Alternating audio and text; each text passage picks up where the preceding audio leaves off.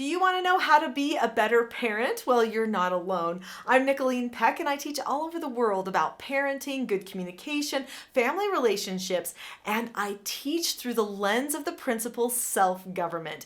In this video, I'm going to be sharing with you some key things that you can do to be a better parent today.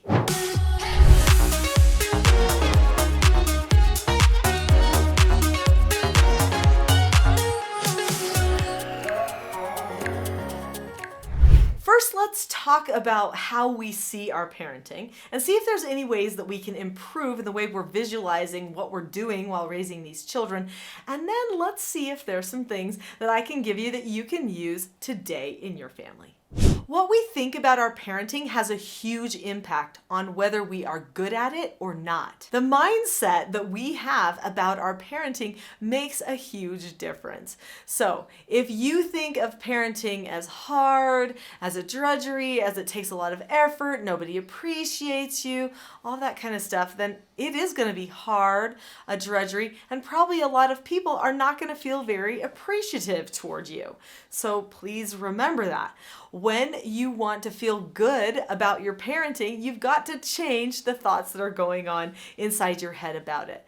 Now, I do know that there are many people who struggle feeling good about their parenting because they feel like they weren't raised very good. Maybe they didn't have good examples in their lives, or maybe they just feel like they're missing some sort of vital skills or understandings that somehow everybody else knows, but for whatever reason, they missed the boat on. Regardless of what your situation is, you are in the right place. This video is going to share with you key things that you can do to fill in those learning gaps that you might have. But I just want you to know, the fact that you took the time to watch this video right now actually shows that your mindset is going in a really good direction.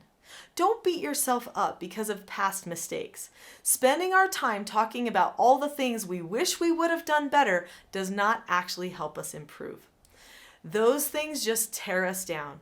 And the parent needs to maintain a sense of confidence and parental authority. Otherwise, the child actually doesn't respect us. If we tear ourselves down on the inside, they'll start tearing us down on the outside. So let's talk about what we can do to make sure none of that happens. When many people are not satisfied with their parenting, it's usually because they are getting too emotional in their parenting and they end up power struggling with people. If you are trying to control your children through emotional tactics, like maybe making them feel bad about something, making them feel afraid of you for something, then that is all manipulation. Also, if you choose not to talk to your child, or if you just let the child do whatever they want, that is also manipulation, because you're not wanting to handle a situation. If you are wanting to be a better parent, then you have to want more attachment, more teaching. You have to want to be engaged with your children more. The best parents are the ones who don't shy away from parenting, but they embrace it and think, this is what I was meant for. I'm the parent. I'm happy to handle this situation with my child. So decide that being parent is a good thing and not a burden. This is going to make your parenting all the better. Your children will see that you really are trying to help them instead of just trying to get them out of your hair, which I think some parents unknowingly come across like. Good parenting is based upon principles. When your practices or your behavior actually match your principles, then you have a very solid type of parenting. Many people make the mistake in their parenting that they have to take each little situation that occurs and come up with something creative to solve the problem. This makes their parenting inconsistent. It also increases anxiety for the child and feels manipulative.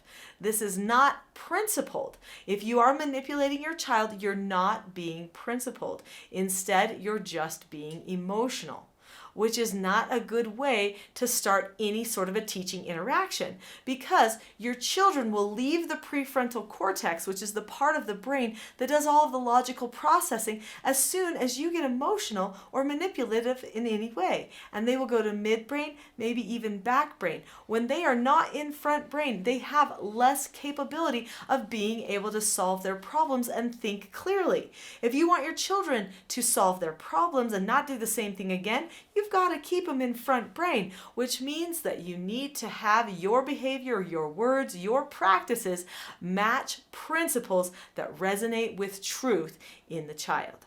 One of the key principles that all of my parenting is based upon is the principle of self-government.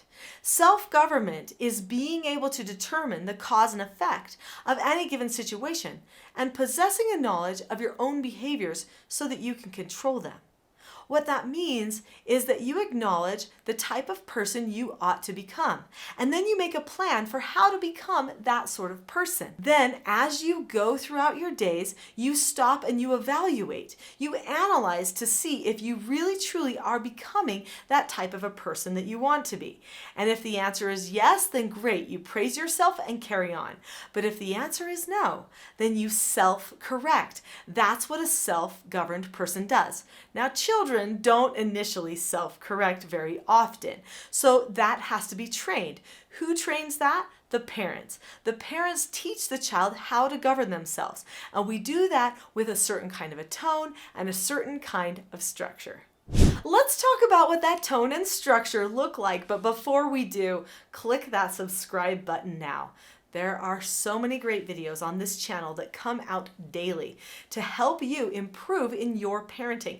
You are not going to want to miss them. Click subscribe now.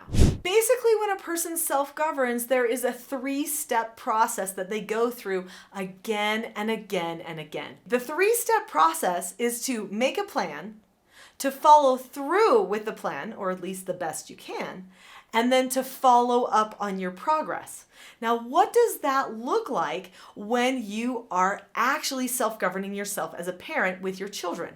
Well, the plan is the most important part. The plan is where all of the skills take place. So you are going to teach your children the skills that they need to communicate with you. You are going to learn the skills that you need to better communicate with them. What do you do right now when you correct a problem with your children? Do you get emotional? Do you get worn out? Do you say, why is this happening to me? Do you get frustrated or angry? Those are all skills you've developed for yourself, but you might need new ones. You see, we're all robots. We all have certain words that we think and certain words that we say every time a similar situation occurs. So in order to change our parenting for the better, we need to develop new skills. And lucky for you, that's what I'm known for, is my parenting skills that I teach all over the world. So there are 5 teaching styles that I teach parents, and this is how they can teach their children good behavior and correct bad behavior when it happens. There are also 4 basic skills that I teach parents how to teach their children as well. These 4 basic skills are following instructions, accepting no answers and criticism, accepting consequences, and disagreeing appropriately. I also teach parents and children how to keep themselves calm when they feel like they're going to explode and how to handle those really difficult, out of control situations. But another part of that teaching is teaching what you will do after you've used your skills to see if you're really doing things correctly. So you make a plan as a family. Who are we? Where are we headed? What do we want to accomplish as a group? What should it feel like here in our home? And then we determine these are the skills we are going to use to get there. Then we actually deliberately follow through. That's step 2, right? We use our skills.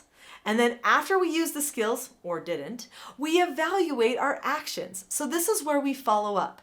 So either we self-correct as parents when we evaluate our actions, or the children, they come and check back to us, or we give them feedback by doing corrections and praises, things that let them know how they're doing with their self-government. This follow-up is super important. This is what helps us course correct as we go throughout our journey. Also, in the Teaching Self-Government course, I teach how to have effective meetings as a family. Effective family meetings, couples meetings, and individual mentor meetings with our children. Those meetings are perfect times to also follow up on how we're doing with our goals and our relationships and how our skill development can improve for the next week. So, the 3 things are plan, take deliberate action or take those action steps, and then follow up. Make sure that you hold yourself accountable. If a person is not accountable for their own behavior, they will not learn self-government. Do you want your family to have something more than what you're doing now? If so, self-government might be just what you need. I have people who I have trained to teach what I teach, who used to be certified teachers for other parenting programs out there. And they've said to me, I can't ever go back to that because there's not really logic in there, even though people say there is.